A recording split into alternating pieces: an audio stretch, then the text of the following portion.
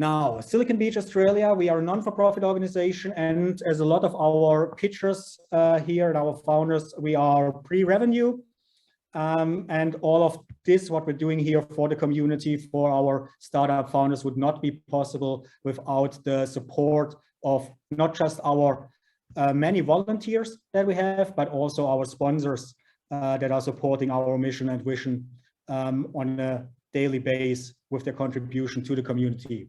And big thanks going out to Legally Yours, Karen Finch's marketplace for lawyers, fixed price lawyers, so you do not get screwed over when you want to get legal advice. CFO Works, the accounting company and a consultancy business of Shalene David, our co-director here at Silicon Beach, Australia. Heasley Lawyers, David Heasley is also a co-director of Silicon Beach, Australia, and he is probably one of the nicest lawyers that you will ever find out there, and an expert in commercial and IP law. Think Innovation, my own business, we're offering services around design thinking and innovation strategies. We have the Carrot Cake Studio based in Indonesia. Ayanto is the mastermind behind our new website. So if you would like to have a nice looking and responsive website, please reach out to Carrot Cake Studio. And Propel Innovations, Juni, a community member who pitched the first time with us in November, I guess it was. She is running an awesome consultancy, hands-on business to help people getting the best out of their UX UI.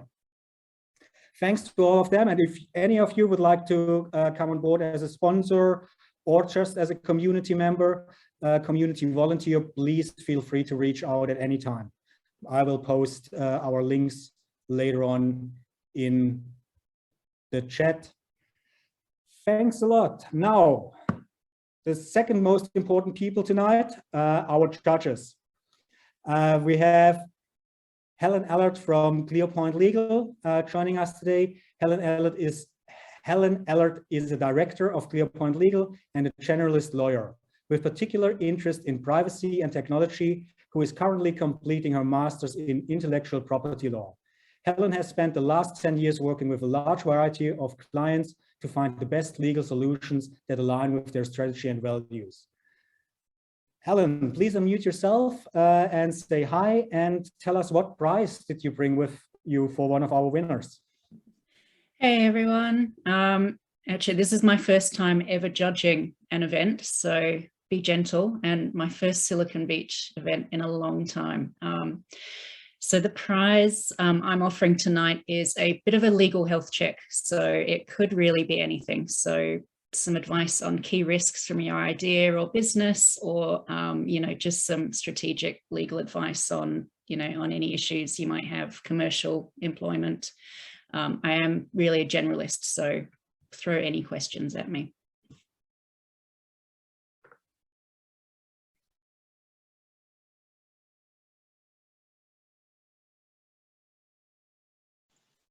David, I think you're on mute, sorry. I am on mute, thank you. James Burway, our second judge of the night from Indochina Consulting. James Burway is an author, pilot, serial entrepreneur, and impact angel investor. He has lived and worked in 8 countries in the past 30 years, and in that time has started up 10 businesses, invested in 18 startups, and raised over 150 million US for more than 50 different companies. James is married and has 1 son attending university in Munich, Germany. He loves learning new skills and knowledge acquisition, trail running, and spicy food. James, please unmute yourself and say hi and tell us what prize did you bring for one of the winners?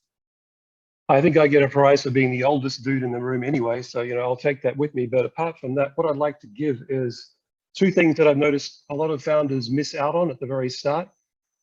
One is to get their pitch deck and have a look at it and score it like I'd be scoring if I was sitting in a venture capital fund, meaning look for certain things and say, hey, based on that, I wouldn't even give you a callback, or, you know, you're getting close. How about you have a look at these few things here and try and optimize it? And the second thing would be to talk about the cap value, right? To try and get their cap value understanding right. So when they're pitching, they're not going out and saying, I want to raise this much money, or by the way, we're worth 10 million. There's a lot of misguided information out there. So I'd kind of go back and teach them and show them what people look at and how they look at it in terms of valuing that company in the actual situation they're in. Awesome. Thank you so much, James. What a great prize. And I think we have already a community member who reached out to you last week and got really good advice from you. I got positive feedback. So please feel free to reach out to James. And our last judge, Andrew Wong from Coba Insurance. Andrew Wong has a master in business entrepreneurship and has launched 3 businesses, successfully raising funds twice for startups.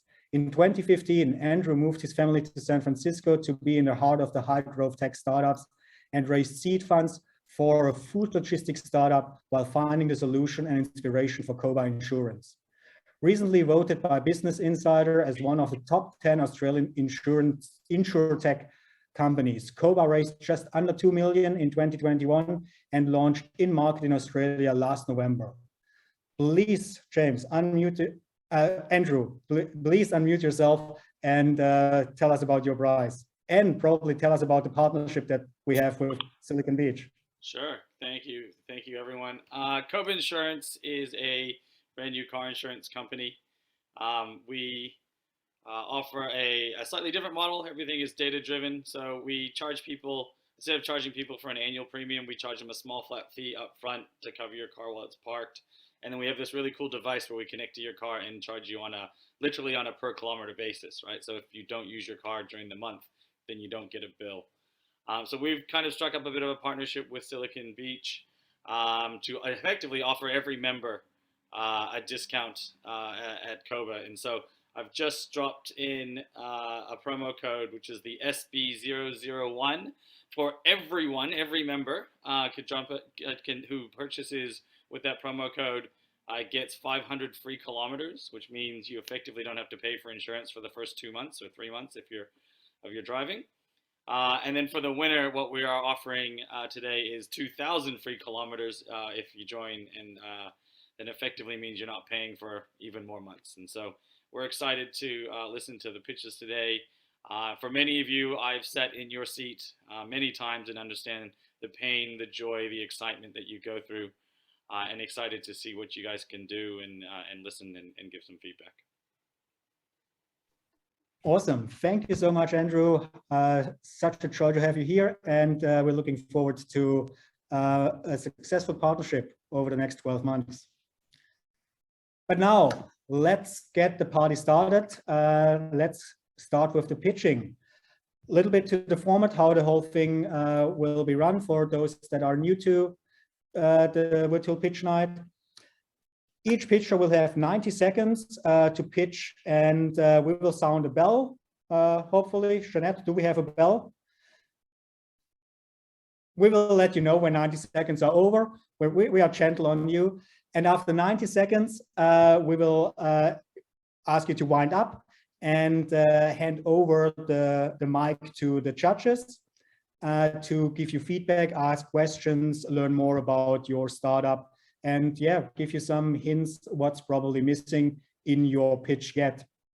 We have a very sophisticated system for the judges, how we choose who comes first. Basically, whoever unmutes themselves first will be the first to speak. We have about 3 to 5 minutes, depending on the number of pitches.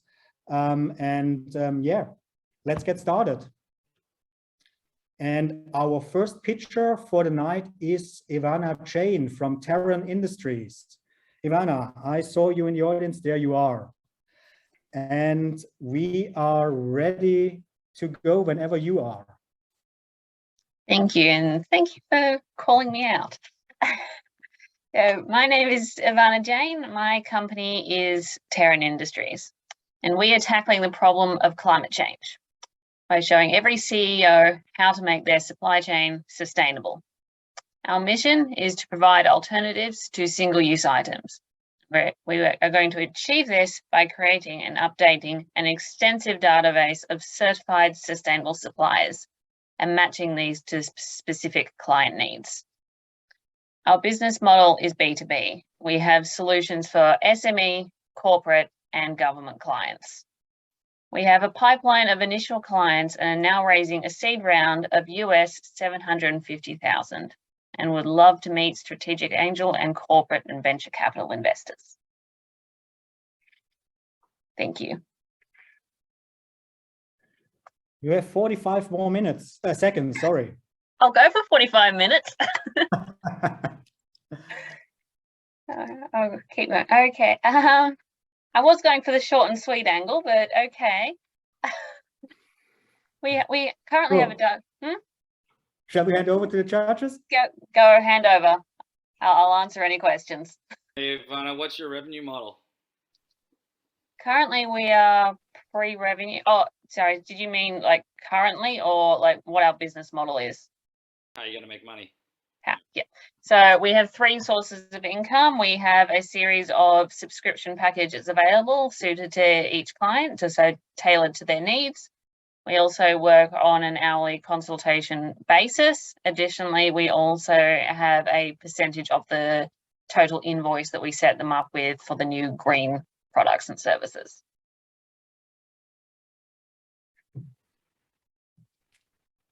Cool. And any more questions, Andrew? Helen, you're next. Yeah. Thanks, Evannah. I've got a lot of admiration for anyone who pitches because public speaking is one of my nightmares. So thank you. Just wondering who your target client is. Do you have a particular industry in mind or size of business? At this stage, we're looking at the medium to large corporate space. 2 reasons there. Consumer pressure is the main reason, really, is there's a high consumer demand for green products and the traction to net zero. So we can provide those sustainable tractions for the crowd most in the public eye. Awesome, thank you. Evannah, do you also look at, I mean, how do you pitch this? You pitch this as just the net zero, meaning the actual concept of you're doing the right thing, or do you pitch this as, hey, you're going to save a lot of money. This is going to actually work for your bottom line as well. Are those 2 things mutually exclusive, or is one like a no-no, or don't talk about money, or how do you pitch it? We tailor that to the client. We can take both angles depending on the client's, I suppose, model. For the environmentally conscious client, we would take the environmentally friendly angle and say, like, hey, climate change is real. It will affect your children, essentially. We also do take the economic angle for the percentage out there who are, shall we say, in the climate deniers space. Eco-friendly products are cheaper, and it is a common misconception that they are more expensive. So we definitely can take the economic angle, and we do. Awesome, great stuff. Evannah, you can relax, lean back, and yeah, share your contact details in the chat and make some friends. Well done.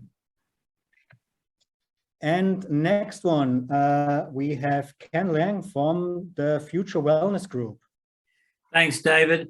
Our business is building algorithms to interrogate very large databases very quickly, analysing for risk, precedents, patterns and trends. The COVID pandemic has certainly accelerated the adoption and acceptance of digital health services such as telehealth and self-service hardware. However, in our opinion, this dehumanises the healthcare. We have family members suffering from chronic conditions being failed by traditional medical providers, and a government funding a sick care system, not a healthcare system. With our experience in data and healthcare, we decided to build a new tier of wellness combining technology, consultation and treatments packaged securely. So Future Wellness Group was formed by like-minded individuals covering the areas of complementary health, domain experience, technology and business, with the conviction to build platforms to predict risk associated with chronic conditions within a marketplace to enable individuals to securely locate practitioners, services and products to assess, monitor and where necessary, services and programs to improve their health.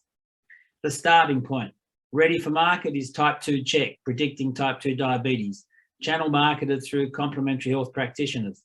We have a plan for life 2 check, a general health assessment, and just 2 checks, prediction of other chronic conditions. creating the Future Wellness Group marketplace to facilitate the first technology software health stack. So the journey continues. Thank you. That should be 90 seconds. It is. Awesome. On time. Well done. Over to the judges. Who wants first? I can't see Helen at the moment. James, go. So, yeah, hi, thanks, Ken. Ken, are you pre-revenue? I think Yes, I couldn't we quite. are. Okay. Just launched the type 2 check into the complementary health market, and we have the first of the practitioners signing up, but there's no revenue at this point. Okay. Thanks for that clarification. And so is the product a health check, or is it a marketplace, referral network? Dig a little deeper into the product itself, please. It's a combination of both. The apps themselves lack the sort of appeal, if you like, to be mainstream. So what we thought we would do is we create the apps, which are just basically web-based software. But if we create a marketplace, we bring people and practitioners together with the services and products. So we can make money off the platforms, which are SaaS models, through complementary health practitioners. And then we'll just make a clip of everything that goes through the marketplace. And so what's your secret sauce here then? Is it an application or an assessment that someone else isn't doing, or is it? The secret sauce is that we compare your health against a database of 70,000 other people. So all the other apps just look at your health against you. And if you happen to be a male, have a relative that's got diabetes and you're over 55, you're at high risk. That's not necessarily true. So rather than overdiagnose, we want to give somebody a true, it's a prediction of the likelihood of developing. It's not a diagnosis. We have to make that very clear. But when you compare you against 70,000 others, where we look for trends and patterns, it provides a much more, shall we say, accurate prediction.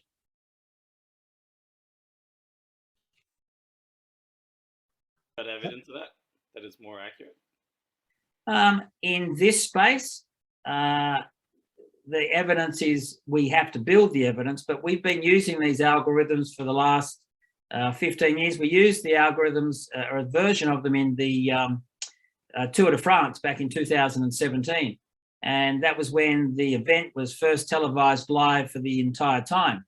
So the organisers wanted to give the commentators something else to do other than talk about how green the grass was and how wet the conditions were.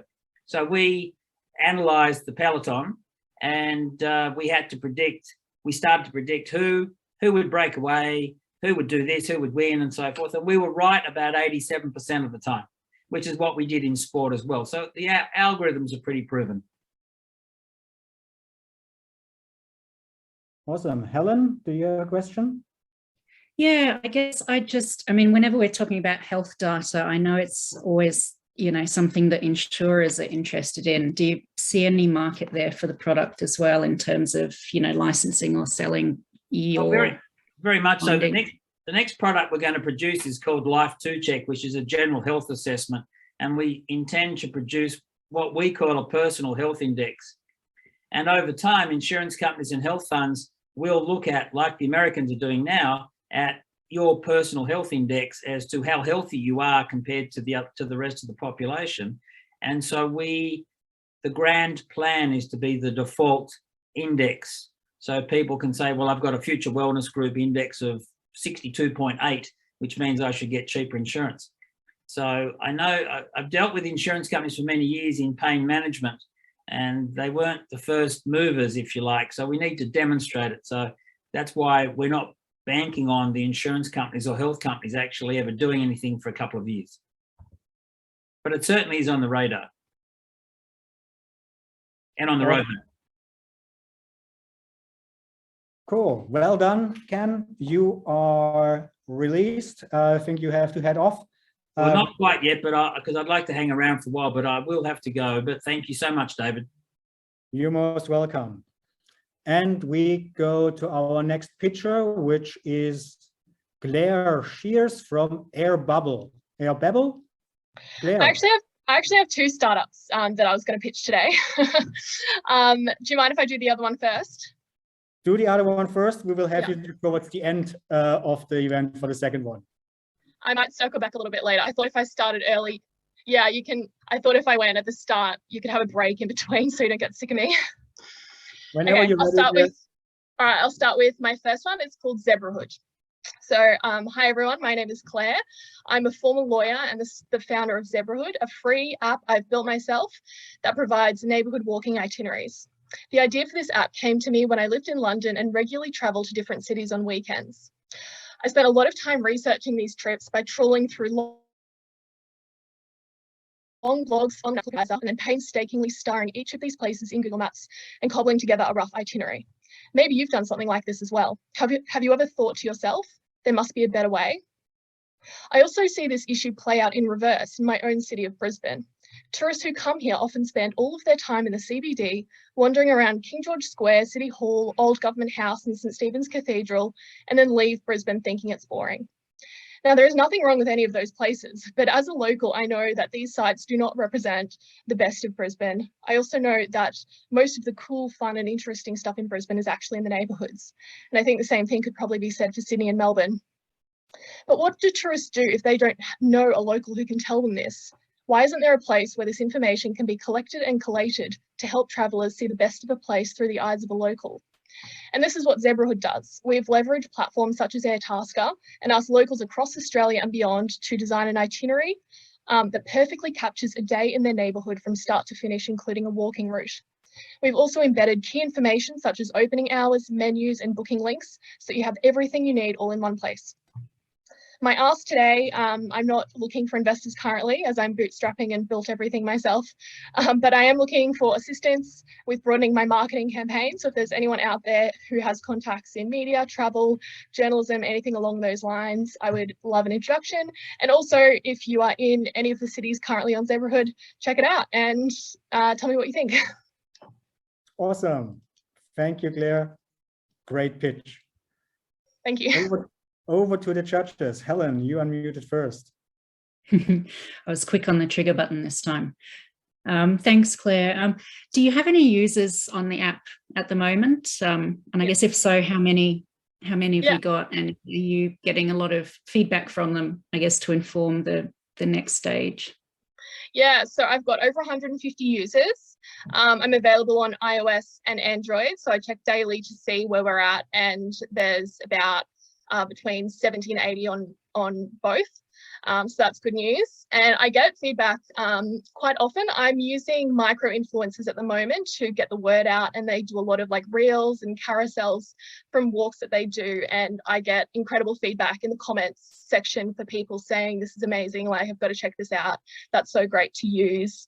And the influencers, they post images of the app, what it looks like as well. And I get a lot of feedback about the look and feel of it.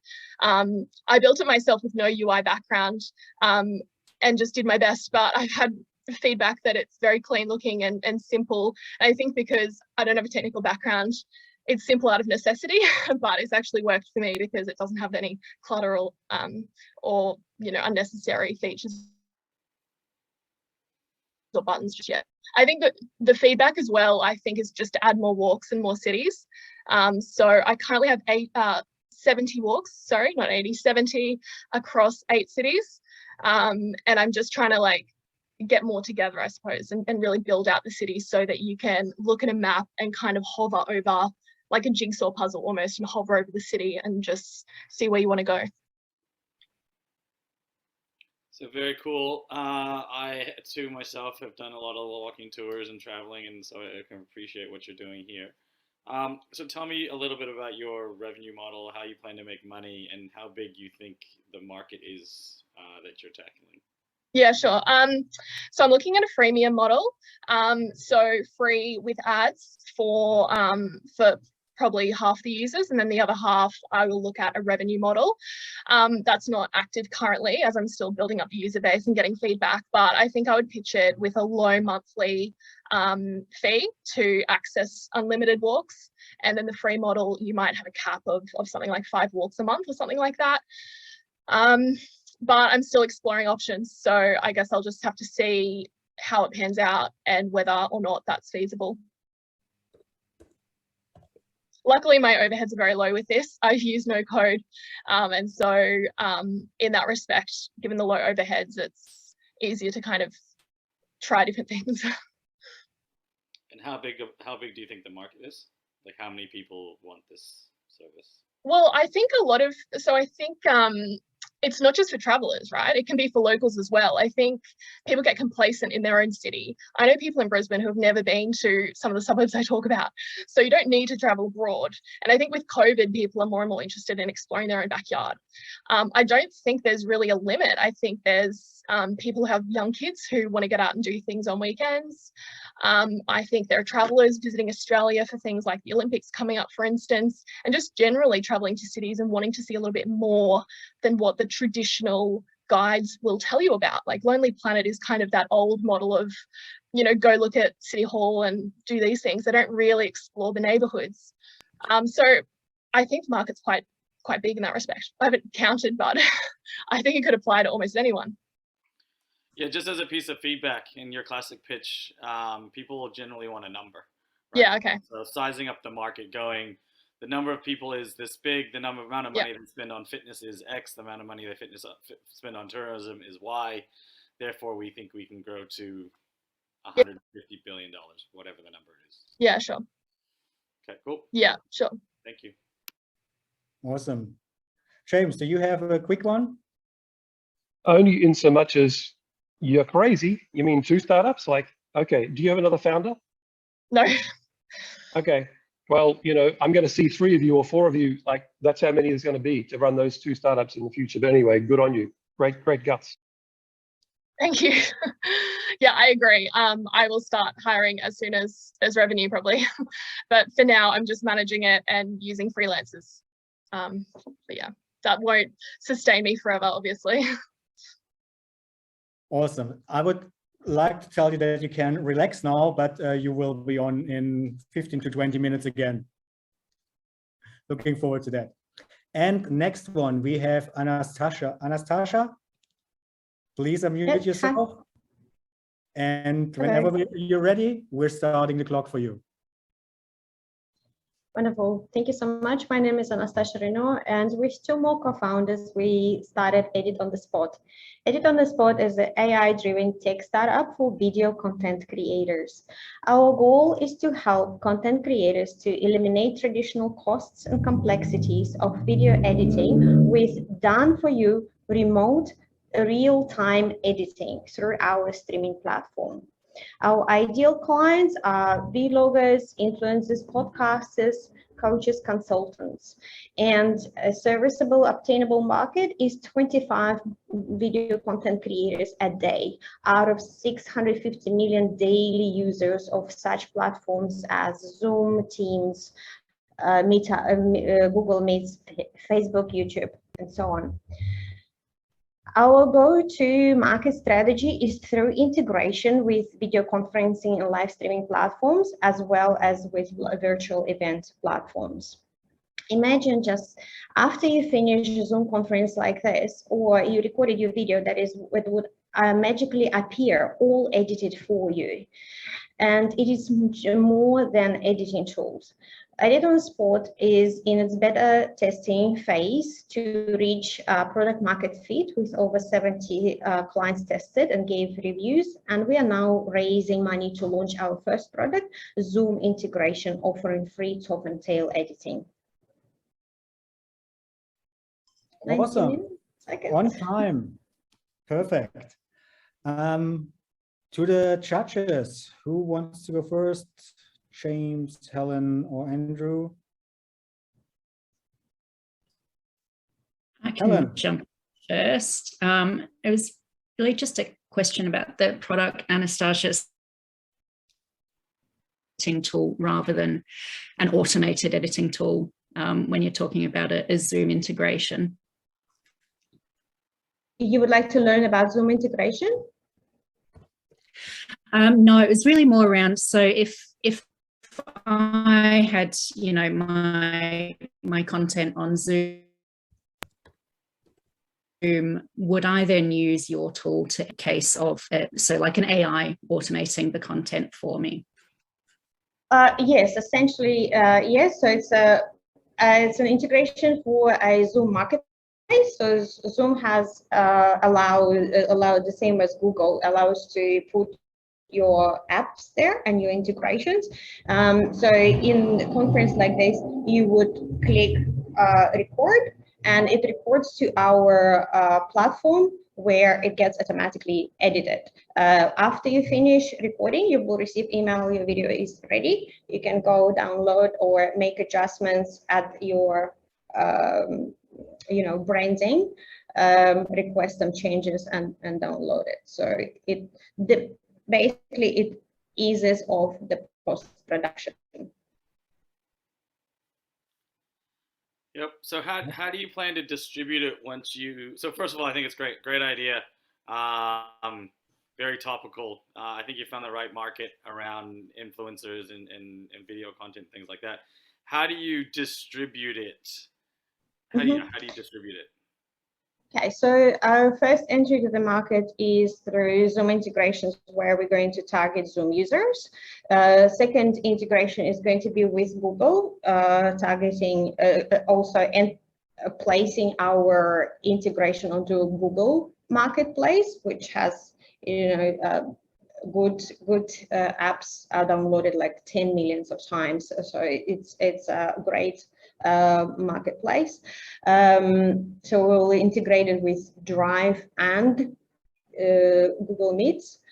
Then integrations with other streaming platforms. For podcasters, for example, we interviewed them, they use restream.io a lot.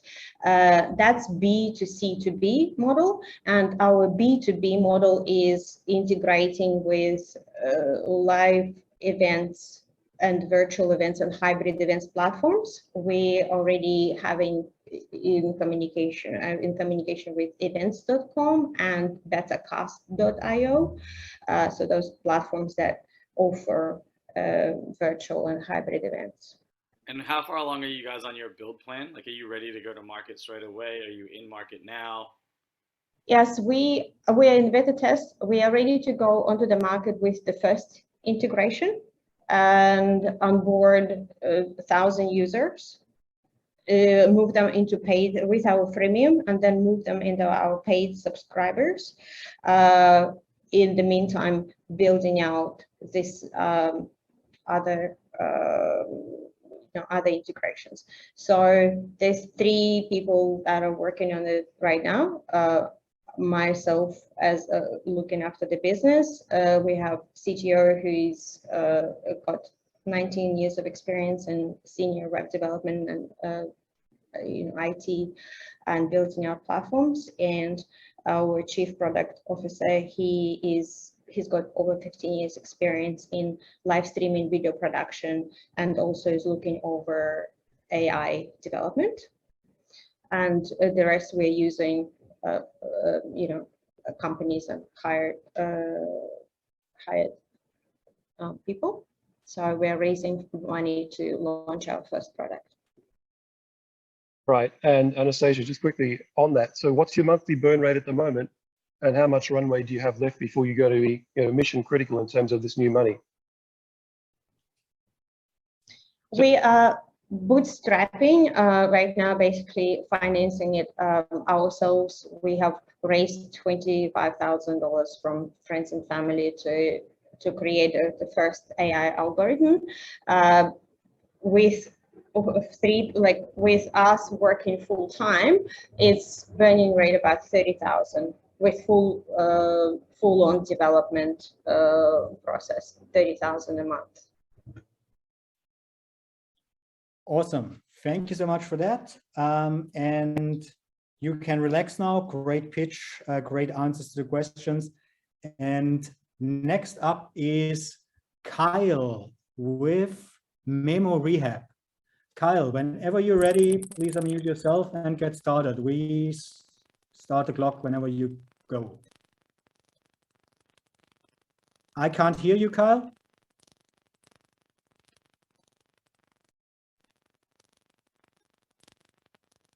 Still can't hear you. We might give you a little time and get you later. No. Try to sort it out. We try. Fadi, would you be ready to jump in on short notice? Cool. Yeah, And we have next Fadi from Chip In. Go for it. Thanks, David. Hi, everyone. I'm Fadi, the founder of Chip In. Ever been in a situation where you just didn't know what gift to get someone? Or maybe you've been a victim to some crappy gifts. Every year, 1 in 2 Aussies will receive at least one unwanted gift, with 2 in 5 re-gifting to another person. What's worse than a cupboard full of unwanted gifts are the ones that end up in the trash. Now, if only there was a way to show our appreciation without causing a situation from any location. And now there is. Chip In. It's a crowdfunding app for your dream gift. We help your group of friends, family, or colleagues get better gifts for any occasion. We're on a mission to put an end to unwanted gifts by building a platform that lets you discover the things your friends and family are interested in and help organize the collection of funds, sourcing, and delivery of each gift. We have partnered with Amazon and have helped deliver over 100 gifts during our development phase. To date, we have secured all commercial, technology, and regulatory partners required to bring Chip In to market. So, who's ready to chip in and make someone happy together? Awesome. Great pitch. And thanks for giving us 30 extra seconds. We're having 6-7 more pitches to go, and we're running a little bit late. So we shortened the time for feedback and questions now to 3 minutes 30 seconds. And James, would you like to start? I'm blown away. I love it. I still can't get my head around it. I mean, it's a need. It seems like a need. It's intuitively a need. But you know, you're so far down the track. I'm going to come out and reach out and get in contact. It's got my little kind of head going in a spin. That's awesome. Appreciate that. Thank you, James. Hey, can you break down the revenue model for us? Like the average spend, the average gift, how many people normally put in money, things like that? Sure thing. So we know economics. Yeah, definitely. So we know from a breakdown from different generations that the average someone will spend in a year on gifting is about $1,000, and about 73% of the population group gifts. So we can assume that about $730 goes towards a gift that you've been asked to contribute to in a group gifting experience. So that's basically what we derived our sort of market size based off targeting the Australian market. We believe that we will be able to acquire about 1 million users over the next 3 years, and we're looking at about 5% average revenue per user on that. So hopefully from those numbers, we're looking at a market size of about 650 million in Australia. But obviously the long-term plan is to actually expand overseas, but we sort of want to scale appropriately to do that. In terms of, sorry, the way we make money. How are you going to get those 1 million people? So we have a viral growth marketing strategy, and so we obviously promote a lot of the stuff that we do on Instagram, Facebook, social media, and now we are actually riding a new trend of the NFT market, and then looking to use that to also integrate with our app. So yeah, we have different ideas that we try to execute in different channels. And what's your current cost per acquisition? At the moment, we're paying about $5 per customer. But we are still pre-revenue and we are still collecting people onto our whitelist. Those numbers are basically when we were during our development phase. But now that we have proven that the model works, we are now just making sure that we fine-tune the rest of the app, give it a final test before we actually release it to the public. Awesome. Helen, Andrew, any more important questions, or do we want to? I just have a quick thing. So, hey, Fadi, a lot of advice has been given to me over the years and questions on why start in Australia. I think you've got a great thing here going. I think the question is why start in Australia? For the equal amount of effort in a bigger market like America, you can grow 10 times faster. You know, I'd consider looking at other markets faster or proving here and going quickly. Definitely. I appreciate the feedback. Awesome. Helen, do you have a question for Fadi?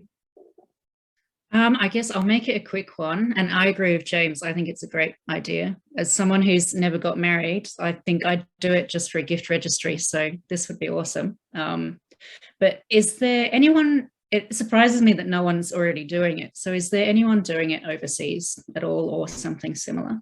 Definitely. So we're not the first one to come up with the idea of, being able to connect better with gifting. Actually, there was a big app about in 2014 called Klarna that got acquired by Facebook. And the way that their business model worked was that you would buy a gift voucher, send it to someone, and then they'd pay the gap for whatever that gift. We're coming at it from a different approach. We believe that gift cards are an easy solution to not bothering of getting a gift for someone. And so it deteriorates that relationship because you don't follow up someone saying, hey, what did you go buy that gift card for? So our model is really about connecting people. And the way we do that is, what someone wants before you give them the money for it. And that's a big aspect to how we drive our ethos of our company, because ideally it is that happiness model that's going to help us grow. And so that is that's our differentiator from what we've seen from the past to these other companies, which unfortunately I guess we don't really see them as often because there must have been something that I guess commercialized it too heavily. Just our opinion. Fadi, great stuff. Unfortunately, I have to cut you off here because we're running a little bit late. But yeah, you got great feedback there, and thank you so much for your pitch. Relax and lean back. And we have Pranush coming up next, and Pranush is from Memo Rehab. Hey, Kyle will be pitching for us in a moment. We are just waiting for him. His mic was not working. Cool. Then, Claire, would you like to jump in on short notice with Airbabble then? Yeah, sure thing. I'll jump in. Hi, everyone. Claire again. I'm the founder of Airbabble, a free app where users can record and post short voice notes about absolutely anything with the tap of a button. It's a bit like a group chat with your mates, except anyone can join in on the fun. The idea for Airbabble came to me after I listened to a podcast where listeners could contact the show and share an epic story using only voice notes. I remember thinking how many other amazing stories are out there floating around within friendship groups that never see the light of the day because there is no platform to share them. Around the same time, I noticed that some creators were using platforms such as Instagram to simply tell stories, but they were being undermined by the need to dress up and present in a particular way in order to be taken seriously. Airbabble's here to disrupt this with a simple, clutter-free platform where creators can share ideas, thoughts, jokes, anything really, using nothing more than their voice. Each babble is like a 4-minute mini podcast, except listeners can directly interact with the babble and no podcasting equipment is required. In terms of revenue models, the possibilities are endless. Currently on platforms such as Instagram, creators who wish to charge for their creative content must move that transaction to a third-party website such as Patreon. We intend to build an internal payment system within Airbabble so that creators and others have the ability to charge fans directly for aspects of their creative work or to provide personalised advice or feedback. In the meantime, there are other revenue streams available to us such as advertising while we gather user feedback. I've now worked with developers to build this platform and we've just launched our MVP on the App Store as of this week. So I'm looking for beta testers and early adopters who are interested in checking it out, who enjoy sending and receiving voice notes, or just interested in seeing what it looks like. It's iOS only, but if you have an iPhone, then go and check it out. It looks really cool, I think. Yeah. Thank you, Claire. Thank you. Thanks. To the judges, who wants to go first? Andrew, okay. you have the finger on the trigger all the time, don't you? Yeah, definitely. But my favorite question so far is a bit of a theme here. But tell me about your revenue model and how you plan to make some money. Yeah, so I touched on this a little bit. So advertising is an easy way to integrate quite quickly, but down the track, we're looking at integrating payment systems directly into the app. So a little bit like TikTok coins, if anyone's familiar with TikTok coins, where you can gift coins to creators in exchange for seeing their content or specialized messages. We can have Babble coins and look at doing something similar to that. But there are so many different possibilities. There could be language learning classes, where you just hear native speakers of a different language hold sessions on pronunciation, or there could be academics who explain aspects of their papers or their journals or that sort of thing. There's so many different kind of angles, but initially I'm just looking for users to see what the feedback is and which direction people want to go. I absolutely love your energy and the fact that you're giving all these things a go. So great work and keep pushing. And I wish you all the best. So I'm Thanks. interested to see where this one goes because I think it genuinely has some legs. Awesome. Thank you. I appreciate it. Helen, James. Yeah, Helen. thanks, Claire.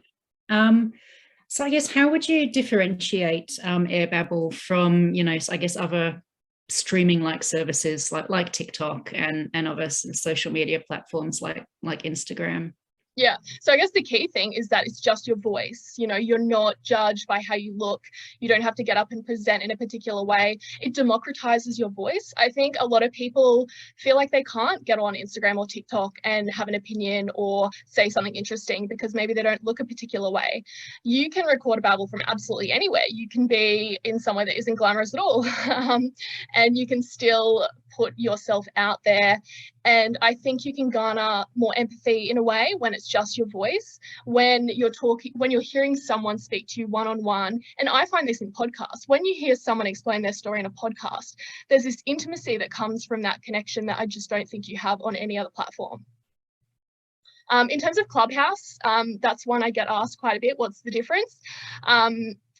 That's a synchronous platform, mine's asynchronous, so you don't need to be in the room at the time. You can jump in when it suits you and the thread will still be there. It's not going to go anywhere. So Clubhouse, if you miss it, if you're late, if you're busy, you can't just jump in a room and hear a conversation that you want to hear because you know, it's synchronous, you know, you have to be there. So that's another differentiator. Yeah, look, I love what everyone else just said, Claire. And all I can say is if you have the ability to get some influencers on your team really quick, this is one of those times where speed and growth will matter. It's, you know, if it's around too long before it takes off, it's going to be one of those things that doesn't.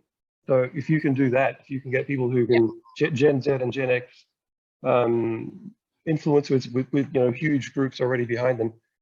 Yeah, just make them your friend, buddy up and see whether they can get on the team.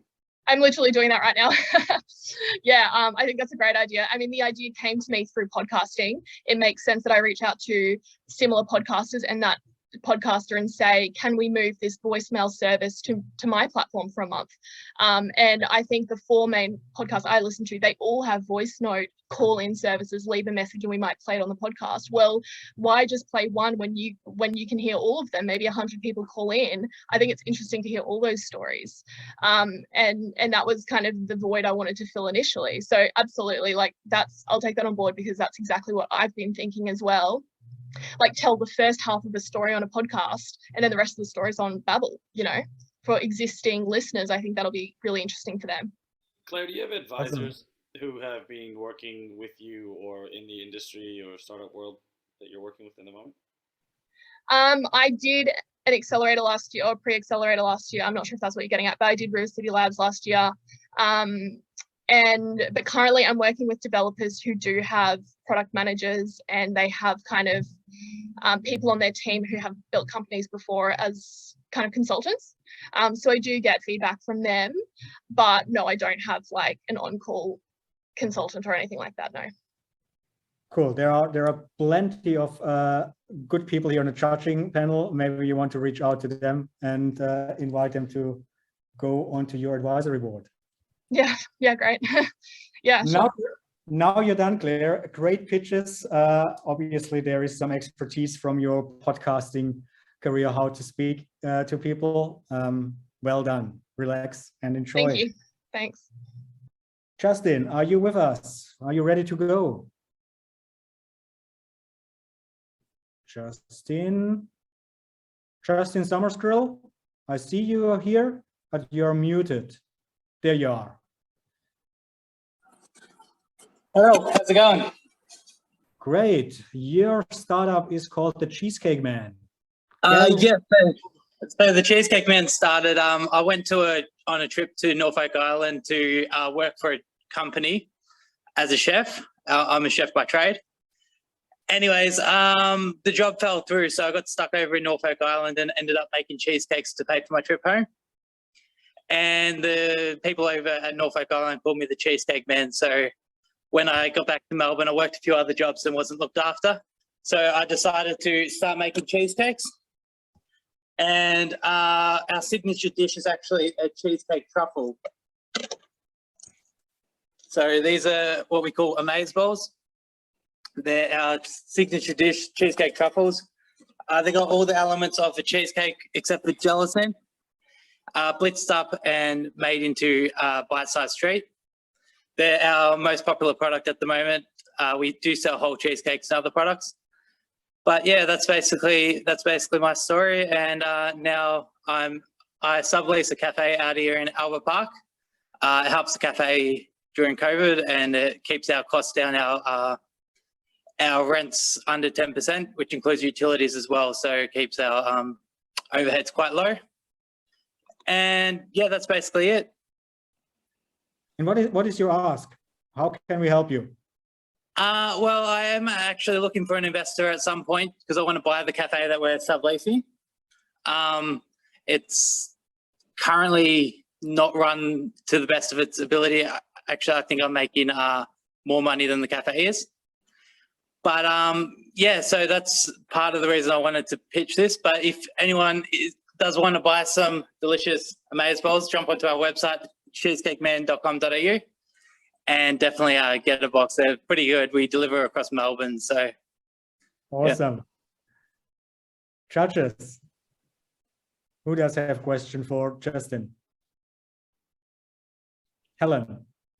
I do, and I guess this is probably a tricky one when we're talking about food, Justin, but how do you plan on, I guess, is your intention to scale the business outside of Melbourne, and how do you plan on managing that? So say, are you planning on making the cheesecakes in other sort of cities or regional centres and distributing from there? Yeah, so at the moment we do have quite a good client base up in Queensland. So I've actually decided to start selling care packages. So we don't just do cheesecakes. We've got a fudge supplier and a chocolate supplier. So for our clients in Queensland and Sydney, and they're the main areas where we've got quite a big client base. We've been selling care packages. At some point I would like to branch out to those. I've been looking at how to distribute from here, but it seems a lot trickier. I think it'll be easier to just sublease a kitchen up there, teach some chefs my recipes and get them to replicate my business model in the other states. Yeah, Justin, look, you had me with cheesecake. Someone else has actually written that. So my stomach's already voted. My head's not far behind that. But do you have anyone in your team? You're a chef. Do you have anyone around you that's done a business sort of before, like maybe has a bit of business skills, thinking here, things like franchising, thinking as Fadi said, expansion, or you really kind of run this yourself until such time as you've got a bit of money and then try and see where you go from there? Yeah, so at the moment, I run the business. So I do the cooking, I do all aspects. I work about 100 hours a week at the moment. But my business mentor, he actually doesn't charge me anything. He's invested into the business. He's given me he paid for our boxes. So as you can see, these boxes. So, and he designed them. He owns a jewelry store. I'll do a shout out to him, Tamili Jewelry in Melbourne, just because he's a good guy. But he bought those boxes, so we had to buy to get a good price on them. They cost about $3.50 each. We had to buy 6,000, so he invested his money into that. And he also business coaches me if I ever have any business-related issues. I give him a buzz and run ideas by him. He may also invest in the business at some point as well, so he'll be my first choice for an investor. But yeah, so that's the main person who I've got. I have been looking for a chef to run the kitchen with a business knowledge, but at the moment I've found chefs are quite hard to come by, decent ones, and every time I decide to give someone a shot, they end up being quite unreliable. So most of my team at the moment are unqualified. I've actually got a few bartenders that are, because most of our recipes are quite simple. It's quite easy to train someone to make a cheesecake. So I've got 3 16-year-olds working for me at the moment, or 2 16-year-olds and a 15-year-old. They're absolutely killing it. And I've just hired someone who's a bartender to start today. So that's the main team I've got at the moment. But yeah, I'm definitely looking for someone to run the kitchen so I can focus on the business. So you're going to have to do double shifts to get that YouTube channel going, eh? Yeah. Actually, we're going on, I don't know if you know St Kilda Live with Ben Murphy. We've been asked to do a cooking demonstration on that in a couple of weeks. So awesome. Good stuff. We are coming to the next picture. You can relax. I will definitely figure out how to get some of your cheesecakes, Justin. Thank you. I'll put a plug in the comment section. Thank you. And you're most welcome to put a special onto the Silicon Beach website as well for all the members. We're coming to the next picture. And Kyle, you sorted your technical issues? Yeah, hopefully. How's that? Much better. Haha, awesome. Ready whenever you are. Go for it. Cool. Well, hey, I'm Kyle, one of the founders of Memo, and this is my pitch. So adapted from a previously successful and well-published memory rehabilitation program, Making the Most of Your Memory. Our product Memo is an online tool for clinicians to deliver rehabilitation to neurological patients suffering from memory issues. So just in Australia, up to 770,000 people will suffer from a memory impairment in their lifetime, and that's not including dementia, either from stroke, epilepsy, TBI, MS, tumour, or viral encephalitis. So while rehabilitation can help many of these people begin to lead a normal life again, it is not readily available to all patients due to location or comorbidities that make transport difficult. Currently, there is no program on the market that combines tools from telehealth, e-learning, and computerized brain training to provide an integrated rehabilitation experience from any location. However, using Memo, patients can access rehabilitation in a group-based setting with clinicians online, practice strategies taught in the program using specially designed computerized training methods, and learn content covering topics on psychoeducation and pro-lifestyle choices that can support memory function. Additionally, our program allows clinicians to manage and organize groups of patients, while also providing them with a range of statistics based on individual and group performance to deliver more effective rehabilitation. Our current model is a B2B and will involve licensing clinicians to use our product and helping them with patients, helping link them with patients. Patients can pay clinicians to attend the program and use the e-learning and computerized training resources. Patients can pay through this through NDIS, My Aged Care, eye care, and mental health care plans. And currently we're in the MVP development phase, and we plan to launch our product in April. We have secured a bunch of partnerships with Epilepsy Action Australia, Sharp Neurology, and the Australian Society for the Study of Brain Impairment. Awesome. Well done. Thank you. Over to the judges. We have James. Yeah, okay. Listen, man, that's amazing. It's like the sort of area that you're into is something that I relate to, having had issues in the family, and also myself. But are you is your background in the medical profession? Are you coming from that? I didn't quite catch that. Or you just, you found this as like a story that happened to you, you saw a need and you just jumped in? So I have a background in psychology and product design, and I've always really been heavily interested in neuropsychology. So I actually worked with a lady named Laurie, who was actually one of our co-founders, to do a bunch of research projects in how we could actually redesign rehabilitation, and then that's led to this. And so is the product a program? How does it work? How does a patient use it? So it's a web application, so they can log in. They will be able to use all the tools in the program when they log in, go into the online sessions, do the online exercises and things like that. So what's the secret sauce here? Like, is it using the tech in a special way? Is it just the fact that they're doing the exercises? Like, what's the unique point of difference here? So it's the holistic approach. There are some there are some telehealth programs out there, but they don't really include a whole bunch of exercises to help patients, I guess, train the things that they learn during the rehabilitation course. So also all the e-learning content. So we actually interviewed a whole bunch of clinicians. We sat down with them, we asked them, how would you improve the program? if you were to add a technological spin to it, what things would you include and what troubles are you having currently trying to teach this in person? So we basically incorporated all that into this program. I feel like the secret sauce is trying to provide clinicians with all the tools that they could possibly have at their disposal to give the best rehabilitation experience possible. And do you have any evidence that it works? That it's better, that it's worse? Like what kind of evidence do you have? Because it sounds awesome, right? Yeah, but you know, whatever. So the program itself is actually backed by about 10 years of published research, and we're adapting that into an online version to try and make it even better. So yeah. As for actually determining whether the new version is better, we do have some clinical trials coming up later in the year and a PhD student willing to work on the project. So yeah, hopefully that comes up with some good results. And your customer acquisition pathway, mate, are you actually going to have the clinicians referring customers to you, or are you going to go out in there and market for them directly? So is it going to be like a B2B2C, as you said, where people bring you business, or you're literally going to get customer by customer, like one after the other? So we'll have a sales rep that's going to get us customers. Are you saying how we're going to link them with the patients? Or?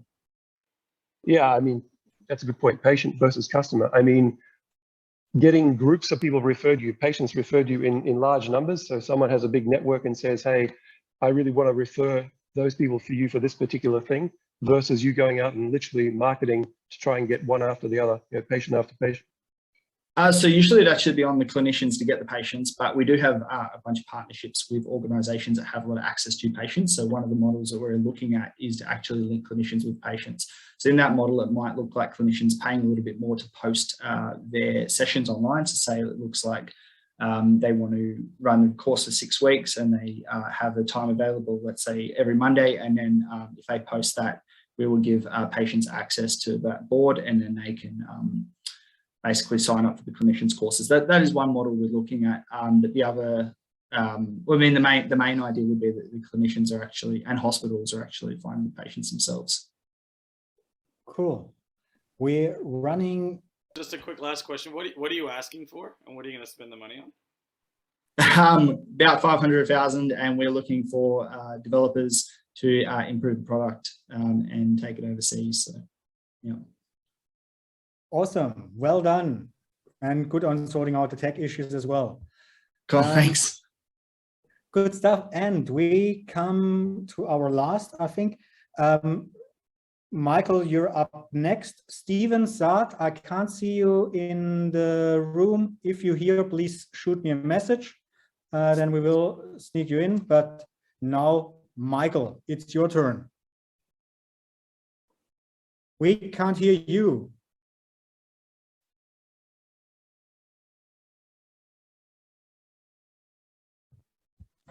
Is that better? Much better. Excellent. I didn't hear back, so I didn't do a proper pitch, but I can do something off the cuff. I'm Michael from Buyback Australia. We're just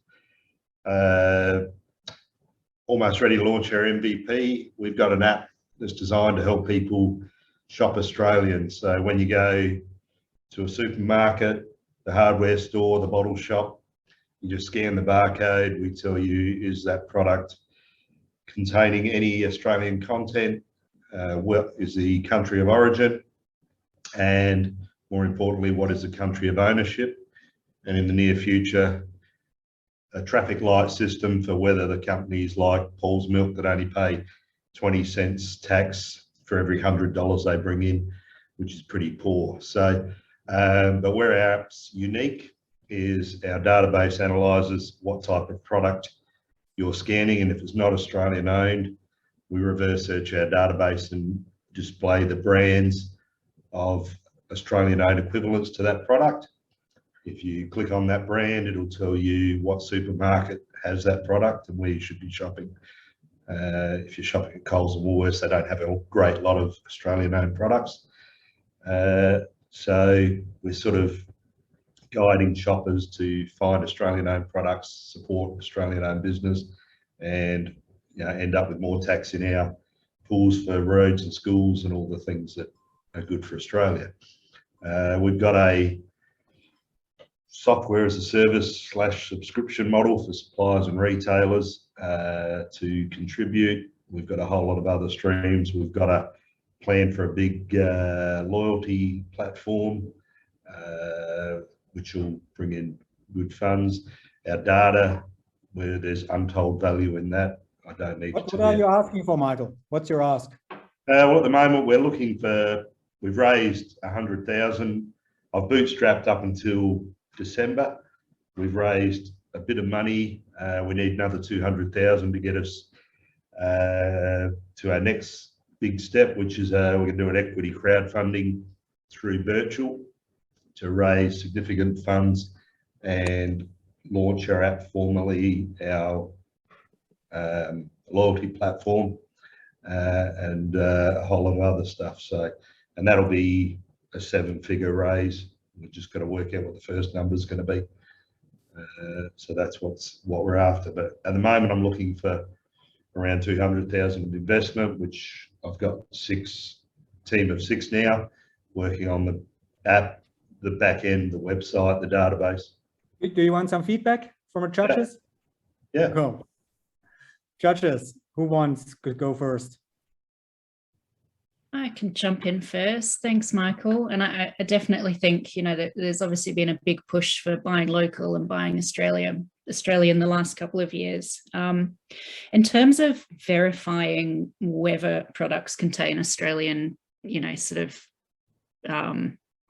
I guess, resources, or whether they're owned, you know, Australian owned, where do you collect that data from, and do you have a sort of verification process? Yeah, we subscribe to GS1 Australia, and that gives us about 1.2 million products from Australia.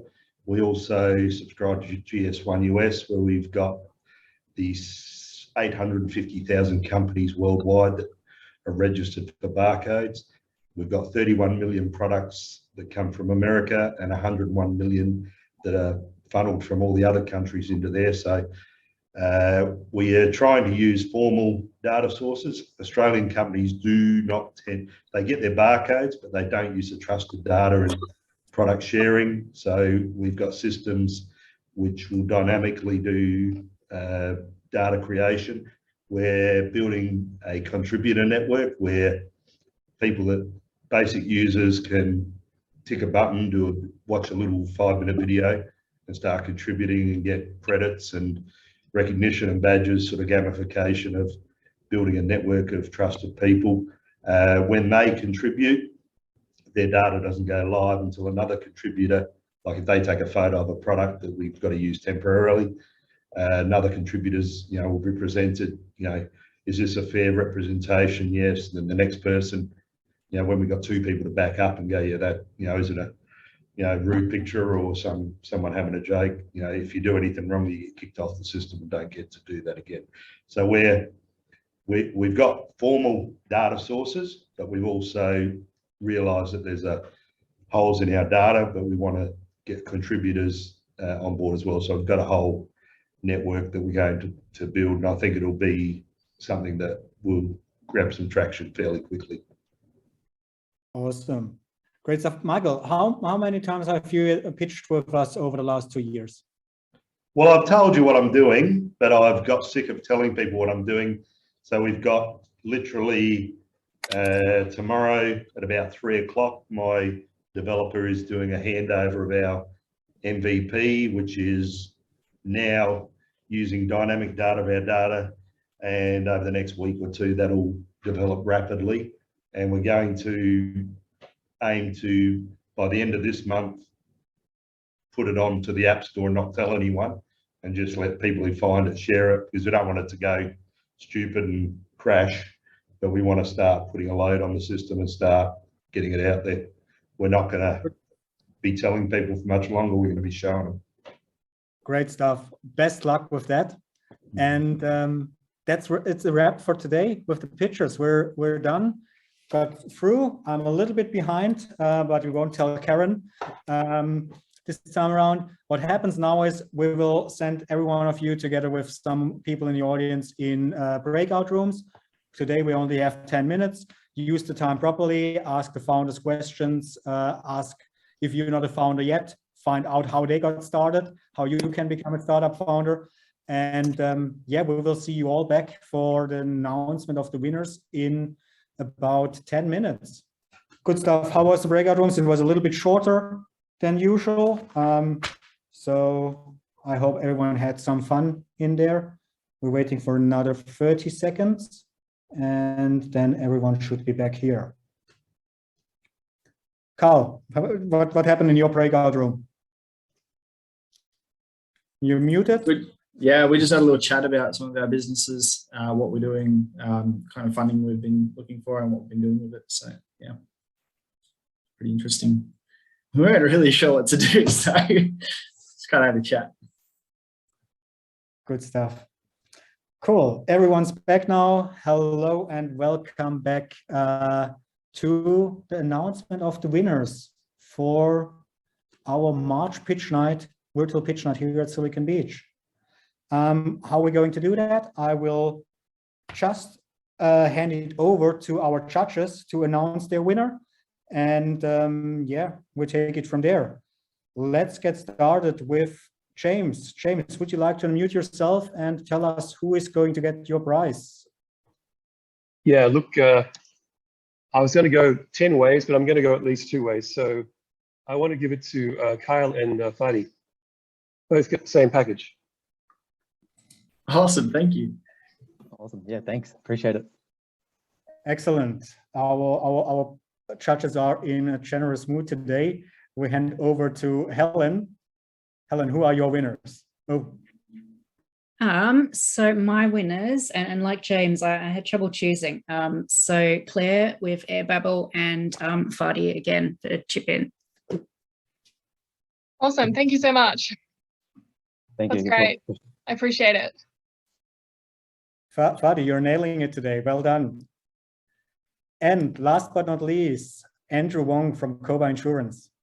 Yeah, thanks everyone for presenting. It was fantastic. So my winners today, David, I'm going to give 2, not just 1. I'm going to kind of follow the trend with everyone else. So my first winner was Anastasia with Edit on the Spot.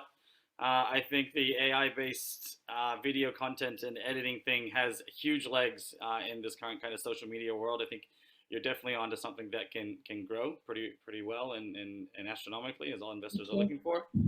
And the other one is also for you, Claire, for Airbabble.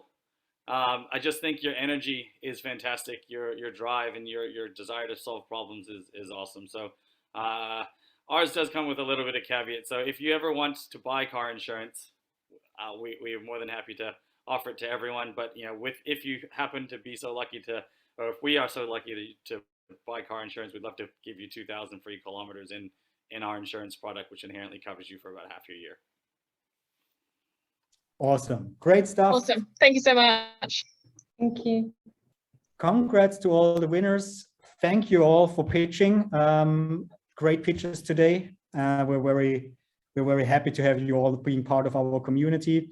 If you haven't filled in your profile on Silicon Beach yet, there will be some evolutions happening in the near future where we put work into display your growth journey better and make it more visible to investors and potential co-founders and tech developers. So please, if you haven't done yet, go back to the website and fill in your startup profile. And we also, it's kind of post-COVID, we believe strongly in it, and we're going to go back on stage with pitch nights, and we will have a next level up pitch night launching here in Melbourne in April. We just forging a partnership with Melbourne Connect, the new innovation precinct, and yeah, we will be on stage there at the 28th of April, and we will invite pitchers from Melbourne, from the Melbourne area that have pitched on our virtual pitch night to go onto the stage with a slide deck and pitch in front of investors and potential business partners. And after that, we will roll it out all over Australia. So if you have any venues, any partners, co-working spaces in your location that you think might be a good part of a Silicon Beach to run our pitch nights there, please reach out to us. Cool. I think that's it for today. Check out our upcoming events. We are also in Clubhouse. Claire, that's probably something for you. Join us on Clubhouse. And yeah, to everyone else, first, one apology, Evannah. I did not warn you that you go first. Thanks for that. I was a little bit overwhelmed with running the show. Sorry for that. I will make good for that with a coffee anytime soon. I'm wishing you all a wonderful night, rest of your day, wherever you are in Australia and the world, and hope to see you all soon again. Bye-bye.